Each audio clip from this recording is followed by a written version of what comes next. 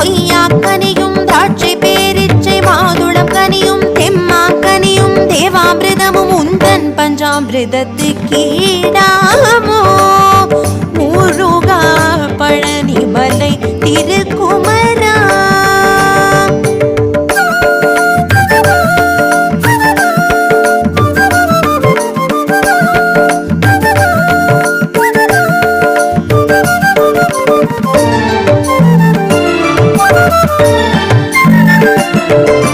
குழலின் ஓசையும் யாழின் இசையும் தும்புரு நாதமும் மதுர சங்கீதமும் சதங்கையின் ஒலியும் சங்கின் முழக்கமும் தாலாட்டின் நயமும் கோலாட்ட லயமும் பச்சை கிளியின் கொச்சை மொழி